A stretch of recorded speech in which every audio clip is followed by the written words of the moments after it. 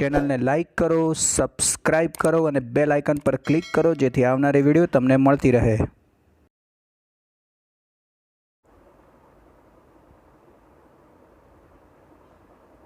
નમસ્તે વિદ્યાર્થી મિત્રો, તમારું ખૂબ ખૂબ સ્વાગત છે. આપણે લાસ્ટ ટાઈમ બાહ્યસંવર્ધન પ્રયુક્તિને જોઈને ગયા. એના પછીનો એક નવો ટૉપિક છે આપણી બુકની અંદર. એ ટૉપિકને નામ આપ્યું છે પરાગરજ સ્ત્રીકેસર આંતરક્રિયાઓ. યાદ રાખજો, પરાગરજ સ્ત્રીકેસર આંતરક્રિયાઓ કેવી છે, તેના અંદર કયા કયા પ્રકારના ફેરફારો છે, સ્ત્રીકેસર અને પરાગરજ વચ્ચે આંતરક્રિયાઓ કેવી થાય, અથવા તો સંગત અને અસંગત પરાગરજ સામે સ્ત્રીકેસર કેવી પ્રતિક્રિયા આપે. આ પ્રશ્ન તમને અલગ અલગ રીતે પૂછાતો હોય તો તમે હેડિંગ્સને ઉપર જોઈ જ લીધું હશે અને હેડિંગ્સ ઉપરથી તમે જોઈ શકો કે સ્ત્રીકેસર અને પરાગરજ વચ્ચે થતી આંતરક્રિયા સમજાવો, અથવા તમને આ પ્રશ્ન સંગત કે અસંગત પરાગરજ સામે સ્ત્રીકેસરની પ્રતિક્રિયા સમજાવો, એવી રીતે આ પ્રશ્ન પૂછાઈ જાય. હવે વિદ્યાર્થી મિત્રો, એક વસ્તુ યાદ રાખજો કે પરાગરજ જે છે એ સ્ત્રીકેસર સાથે એક રિલેશન બનાવે. હવે કેવો રિલેશન હોય એને હું તમને ખાલી એક જ સેન્ટેન્સમાં સમજાવું. દાખલા તરીકે ઇનકેસ આપણે પહેલાં અહીંયા આગળ એક પરાગાસન બનાવીએ. આ છે પરાગાસન. આ પરાગાસન છે. નીચે તમને ખ્યાલ છે કે એના નીચેના ભાગ પાસે બીજાશય હશે અને આ બીજાશયની અંદર અંડક આવેલું હશે. હવે વિદ્યાર્થી મિત્રો, એક વસ્તુ ક્લિયર સમજજો કે ઇનકેસ આ જે પરાગાસન બનાવ્યું, આ જે આપણે પરાગાસન બનાવીએ, આ પરાગાસન કઈ વનસ્પતિનું છે? તો ઇનકેસ લઈએ કે આ આંબાનું છે, મેંગોનું છે. અને આની પર જો તમે કોઈ અન્ય વનસ્પતિની પરાગરજને સ્થાપિત કરી દો તો યાદ રાખજો કે આ પરાગાસન જે છે આ પરાગરજને ક્યારેય નહીં સ્વીકારે. કારણ કે આ પરાગરજ જે છે એ અન્ય વનસ્પતિ, લીમડાની હોય, બાવળની હોય કે અન્ય કોઈ પણ હોય, એને ક્યારેય નહીં સ્વીકારે. કેમ? તો એની પાસે કેપેસિટી છે અને ઓળખવાની શક્તિ છે. અને એ શક્તિ જે છે એને આપણે અહીંયા આગળ ચોક્કસ પ્રકારની ઓળખવાની ક્ષમતા કહીએ. તો યાદ રાખજો કે આ જ વસ્તુને સમજવાની છે. આપણે અહીંયા આગળ ડેફિનેશન સાથે સમજીએ.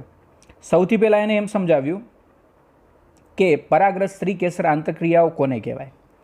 તો યાદ રાખજો કે પરાગરજ સ્ત્રીકેસર આંતરક્રિયામાં વ્યાખ્યા થશે કે પરાગરજનું, જે અહીંયા આગળ આપણે પરાગરજ લીધી છે, આ પરાગરજનું પરાગાસન ઉપર સ્થાપન થાય ત્યારથી લઈને પરાગનલિકાનું અંડકમાં દાખલ થવા સુધીની જે ઘટના છે, સામૂહિક રીતે પરાગરજ સ્ત્રીકેસર આંતરક્રિયાઓ કહેવાય.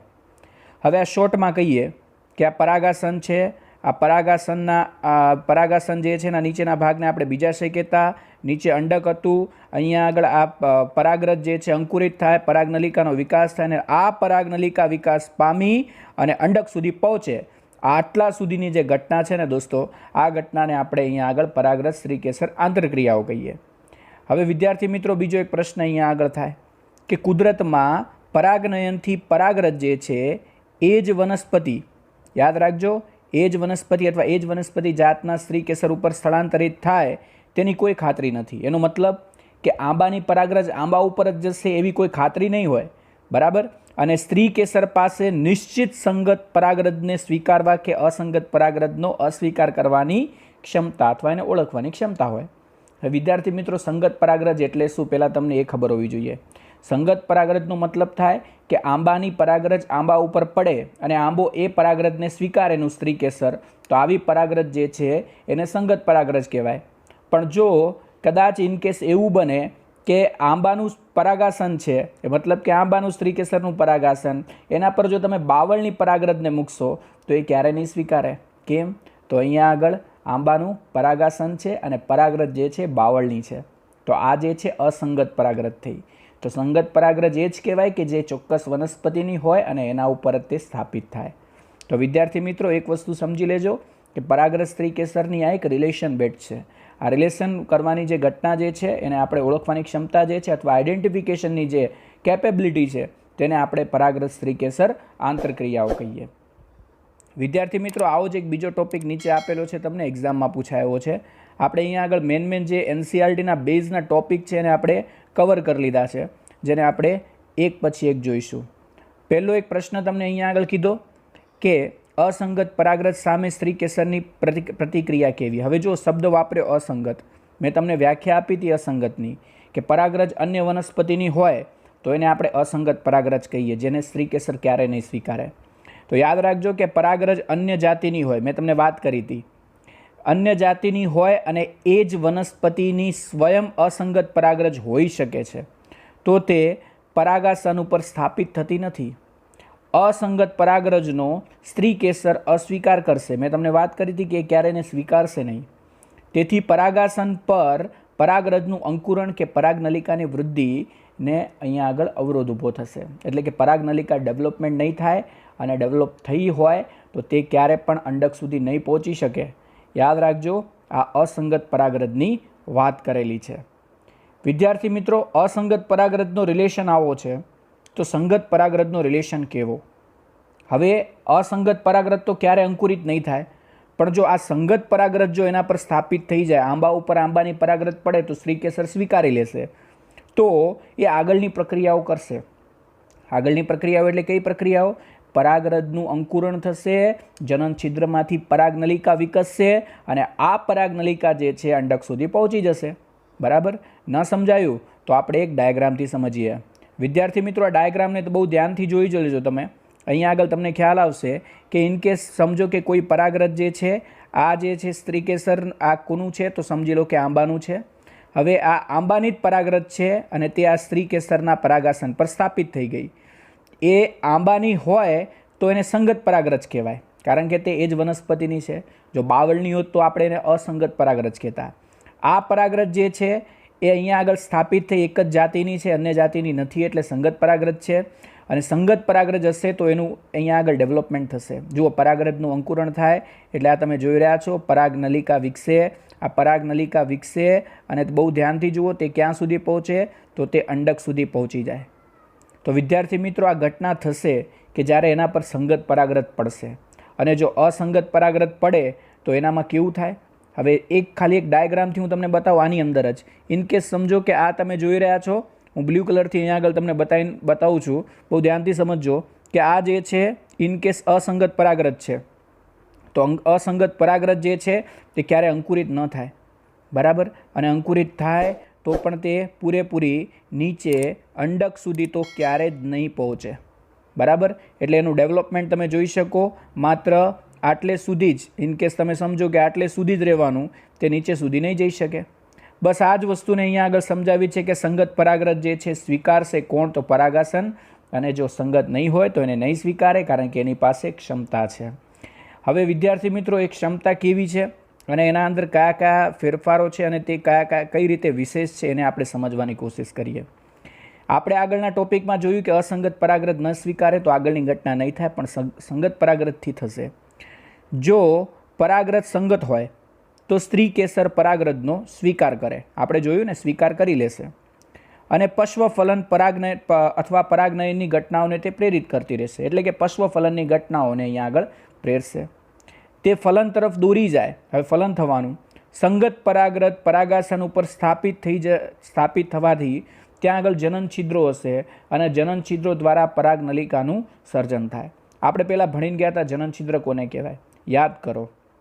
इनकेस आपणे परागरजनी रचना जोई हती, आ एक परागरज होय तो परागरज जे छे एना बहारनी बाजु स्पोरोपोलिनिननुं आवरण हशे अने आ स्पोरोपोलिनिननुं जे लेयर जे छे एमनी वच्चे आ स्पेस तमने जोवा मळे। तमने आ स्पेस हूँ अहींया आगळ पिंक कलरथी बतावुं छुं। आ एक स्पेस छे, आ स्पेस छे, आ स्पेस छे, आने जनन छिद्र कहेवाय। अने आ जनन छिद्रमांथी अहींया आगळ परागनलिकानो विकास थाय। तो विद्यार्थी मित्रों, एने ए ज अहींया आगळ समजाव्युं छे। आपणे बहु ध्यानथी समजीए के परागासन पर ज्यारे ते स्थापित थशे एटले जनन छिद्रो जे छे, आ जनन छिद्रमांथी अहींया आगळ परागनलिकानुं सर्जन थाय। परागनलिका परागासन अने परागवाहिनीनी पेशीमांथी थई विकास पामे छे। याद राखजो, ते कई जग्याएथी थशे तो ते परागनलिका परागासन अने परागवाहिनीनी पेशीमांथी थईने विकास पामे। हवे हूँ तमने डायग्राम बी साथे बतावतो जाऊँ अने वस्तुने पण समजावतो जाऊँ, जेथी तमारो कॉन्सेप्ट जल्दी क्लियर थाय। विद्यार्थी मित्रों, अहींया आगळ तेमणे समजाव्युं के परागरज जे छे ए परागासन पर स्थापित थई गई। जो अहींया आगळ तमे जोई लो एक डायग्राम माटे, आ परागासन पर स्थापित थई एटले एने अंदरथी आ परागनलिका विकास पामे अने आ परागनलिका क्यांथी थईने वहन पामी रही छे तो आपणे उपरनी बाजु बे कॉन्सेप्टने समजीने गया। बराबर? अने ते कॉन्सेप्ट हता तेना समाविष्ट घटको। बराबर? अहींया आगळ कीधुं हतुं के एना अंदर समाविष्ट घटको परागनलिकामां वहन पामशे। કેટલીક વનસ્પતિમાં પરાગરજ દ્વિકોષીય હોય। યાદ રાખજો, દ્વિકોષીયનો મતલબ એટલે શું? હવે બહુ એક ડાયાગ્રામિક વસ્તુને સમજો, દ્વિકોષીય એટલે બે કોષો હોવાના. હવે બે કોષો એટલે કયા કયા કોષો હશે એની અંદર? તો યાદ રાખજો, એક કોષ હશે, બરાબર, સોરી અહીંયા આગળ બે આપણે વસ્તુ બનાવી. એક કોષ જે છે એ કદની અંદર મોટો હશે અને બીજો એક કોષ હશે એ કદની અંદર નાનો હશે. હવે જે મોટો કોષ જે છે એને આપણે અહીંયા આગળ વાનસ્પતિક કોષ કહીએ અને જે નાનો કોષ તમને જોવા મળે એને આપણે અહીંયા આગળ જનન કોષ કહીએ. એટલે કે બે પ્રકારના દ્વિકોષીય અવસ્થા જોવા મળે, બરાબર. હવે એને સમજાવ્યું કે જ્યારે પરાગરજ જે છે, અંકુરિત પરાગનલિકાનો વિકાસ થાય ત્યારે તેના અંદર રહેલી પરાગરજ જે છે દ્વિકોષીય, એક વાનસ્પતિક કોષ અને બીજો જનન કોષ પણ ધરાવે, અથવા તે ત્રિકોષીય પણ હોય. હવે ત્રિકોષીયનો મતલબ એમ થશે કે વાનસ્પતિક કોષ તો હશે જ, બરાબર, એક મોટો વાનસ્પતિક કોષ તો એના અંદર જોવા મળશે જ, પણ એની સાથે જનન કોષ જે છે, આ જનન કોષ જે છે એનું શું થશે? અહીંયા આગળ વિભાજન થશે અને તે બે બની જશે.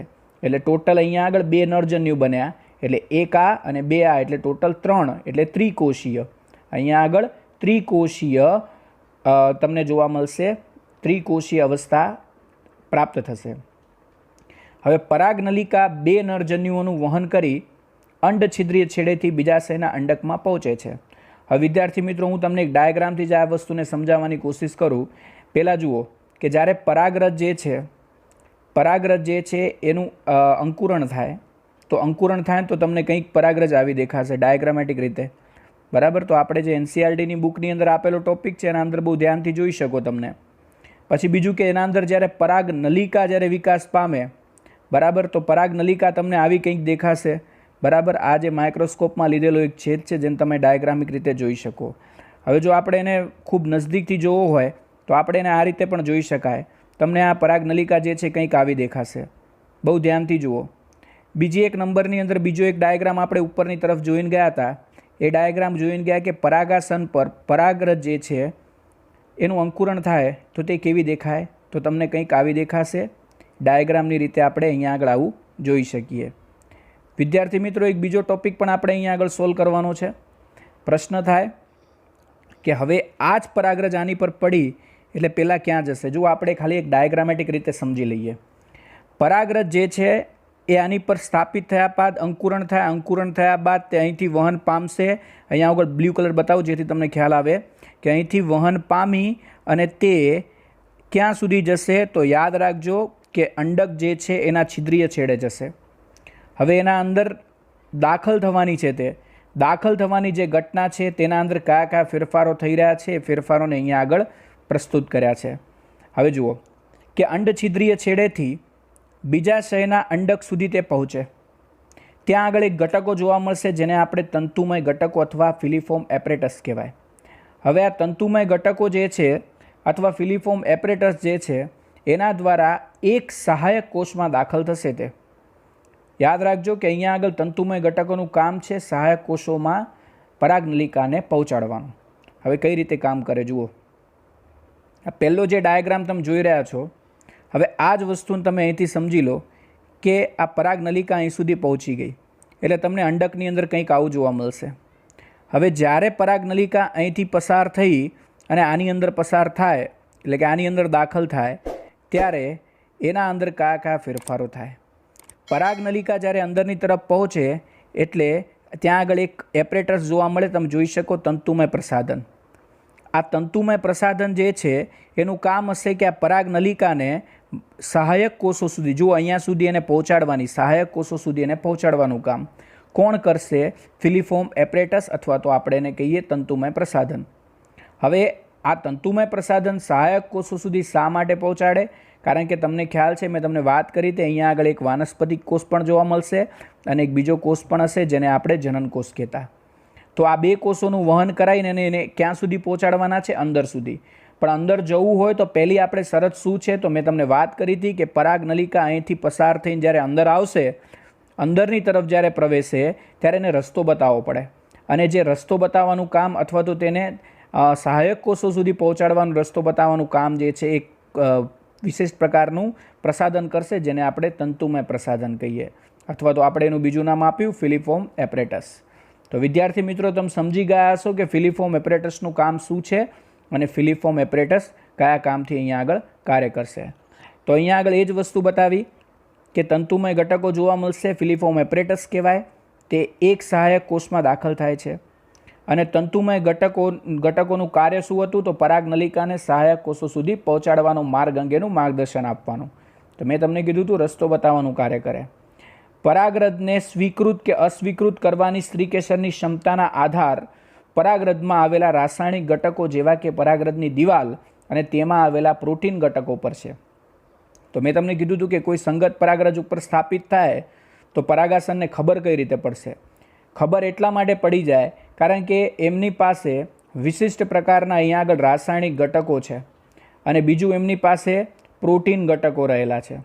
બીજું કે વિશિષ્ટ રાસાયણિક ઘટકો પરાગરજની દિવાલ અને તેમાં આવેલા પ્રોટીન ઘટકો જે છે એને મદદ કરશે, જેથી કોઈ પણ સંગત પરાગરજ અથવા અસંગત પરાગરજ અહીંયા આગળ સ્થાપિત થાય પરાગાસન પર ત્યારે તરત જ સ્ત્રીકેસર એને અહીંયા આગળ ઓળખી જાય. બીજું કે આ પ્રોટીન ઘટકો જે છે તેમજ તેમાંથી મુક્ત થતા ઘણા બધા જલ વિઘટીય ઉત્સેચકો જેને આપણે હાઇડ્રોલાઇઝિંગ એન્ઝાઇમ્સ કહીએ અથવા તો આપણે એને કહી શકાય કે જલ વિઘટીય ઉત્સેચકો. આ જલ વિઘટીય ઉત્સેચકો તરત જ ઓળખી જશે કે આ પરાગરજ કોની છે. જો તે એ જ વનસ્પતિની હશે તો એને સ્વીકારી લેવાશે. જો બીજી વનસ્પતિની અથવા તો બીજી કોઈ જાતની વનસ્પતિની ઉપરથી અહીંયા આગળ સ્થાપિત થશે તો એને ક્યારેય નહીં સ્વીકારાય કારણ કે તે અસંગત પરાગરજ છે. પરાગરજ જે છે અથવા પરાગ સ્ત્રીકેસર આંતરક્રિયાના જ્ઞાનનો ઉપયોગ ક્યાં થશે? યાદ રાખજો, વનસ્પતિ સંવર્ધકો જેને આપણે અહીંયા આગળ બોટાનિસ્ટ કહીએ, બરાબર, અથવા તો આપણે એને કહી શકીએ અહીંયા આગળ વૈજ્ઞાનિકો જે અહીંયા હોર્ટિકલ્ચર અને એગ્રોનોમિસ્ટ જે છે એ લોકો તેનો ઉપયોગ કરશે પરાગનયનમાં ફેરફાર કરવા માટે. હવે બીજું કે અહીંયા આગળ ઈચ્છિત સંકર જાતોને મેળવવા માટે પણ તેનો ઉપયોગ થશે અને આ જે ટેકનિક્સ જે છે ને હાઇબ્રિડાઇઝેશન ટેકનિક્સ કહેવાય. હવે જો અહીંયા આગળ બહુ ધ્યાનથી જુઓ કે આપણે પહેલાં એક ડાયાગ્રામમાં જોયું કે પરાગરજની પરાગનલિકા વિકસી અને તે અંડક સુધી પહોંચી. હવે અંડક સુધી અહીંયા આગળ પહોંચે એટલે એને રસ્તો બતાવવાનું કાર્ય કોને કર્યું? તો આ તંતુમય ઘટકોએ. તંતુમય ઘટકો કહેશે કે આ પરાગનલિકાને આપણે સહાયક કોષો સુધી પહોંચાડી દઈએ, એનું માર્ગદર્શન તે પૂરું પાડશે. હવે અહીંયા આગળ સહાયક કોષો સુધીને પહોંચાડવાનું માર્ગદર્શન જેને પૂરું પાડ્યું તેને આપણે તંતુમય પ્રસાધન કીધા હતા. હવે વિદ્યાર્થી મિત્રો એક ડાયાગ્રામ બીજો પણ આપેલો છે એનસીઈઆરટીની બુકની અંદર કે સહાયક કોષોમાં નરજન્યુની મુક્તિ અને નરજન્યુની ગતિ એક અંડકોષમાં અને બીજો જે છે કેન્દ્રસ્થ કોષમાં જશે. હવે બે નરજન્યુ હતા, તમને ખ્યાલ છે કે એના અંદરથી બે નરજન્યુ આપણે જોયા હતા. એક હતો મોટો કદની અંદર ને એક હતો કદની અંદર નાનો. હવે વાનસ્પતિક કોષ જે છે અને બીજો એક કોષ જોવા મળે જેને આપણે જનન કોષ કહેતા. હવે આ બંને જે છે એ અહીંયા આગળ સ્થાપિત થવાના છે, બરાબર, અને એક અંડકોષમાં દાખલ થશે જે નીચેની તરફ તમને જોવા મળે જેને આપણે આગળની તરફ જોઈને ગયા હતા, અને બીજો જે છે અહીંયા આગળ દાખલ થશે તે સહાયક કોષો પાસે, મતલબ કે સહાયક કોષોમાં નરજન્યુની મુક્તિ થયા બાદ નરજન્યુ એક અંડકોષ અને બીજો કેન્દ્રસ્થ કોષ તરફ ગતિ કરશે. એ વસ્તુ આપણે પાછળ સમજવાની છે. આપણે આટલે સુધી જ સમજવાનું હતું આજે કે તંતુમય પ્રસાધન સુધી આ જે છે તંતુમય પ્રસાધનનું કાર્ય શું હતું અને અહીંયા આગળ કઈ રીતે પરાગરજનું અહીંયા આગળ સ્થાપન થાય. બીજું વિદ્યાર્થી મિત્રો તમને એ ખબર હોવી જોઈએ કે ઉપરની તરફ આપણે આગળના ડાયાગ્રામમાં સમજીને ગયા હતા કે ઉપર જે તમને 3 કોષો જોવા મળે પ્રતિધ્રુવ કોષો કહેવાય, નીચે 3 કોષો જોવા મળે એને સહાયક કોષો કહેવાય. નીચે 3 કોષોમાંથી 2 કોષો સહાયક કોષ અને 1 કોષ હશે ઉપરની તરફ જેને અંડકોષ કહેવાય. અહીંયા આગળ ડાયાગ્રામેટિક રીતે સમજીએ તો આ જુઓ, ઉપરની તરફ તમને જે 3 કોષો પ્રેઝન્ટ થશે, આ 3 કોષો જે છે એ પ્રતિધ્રુવ કોષો. નીચેની તરફ તમને આ જ રીતે 2 કોષો જોવા મળે જેને આપણે સહાયક કોષ અને એક ઉપર એક કોષ જોવા મળશે જેને આપણે અંડકોષ કહીએ. તો વિદ્યાર્થી મિત્રો વચ્ચેની બાજુ તમને જોવા મળશે ધ્રુવીય કોષ કેન્દ્ર જે અહીંયા આગળ આપણે કહેતા પોલર ન્યુક્લિયસ તરીકે ઓળખાય. તો આ જે ડાયાગ્રામ જે છે એને આપણે તમારે મગજની અંદર ફિક્સ કરવાનો છે. આ પ્રશ્ન તમને અહીંયા આગળ પૂછાતો હોય. હવે આજે આપણે જે ટોપિક જોયો છે ડાયાગ્રામને બહુ ખૂબ ધ્યાનથી જોશો. આ ડાયાગ્રામિક વસ્તુ છે જે એનસીઈઆરટીની બુકમાંથી જ લીધા છે જે તમને એક્ઝામની અંદર કામ લાગશે. હવે વિદ્યાર્થી મિત્રો આપણે નેક્સ્ટ ટાઈમ એક નવો ટોપિક જોવાનો છે. અહીંયા આગળ બેવડું ફલન, ડબલ ફર્ટિલાઇઝેશન, એના પહેલાં આપણે કૃત્રિમ સંકરણની વાત કરીશું.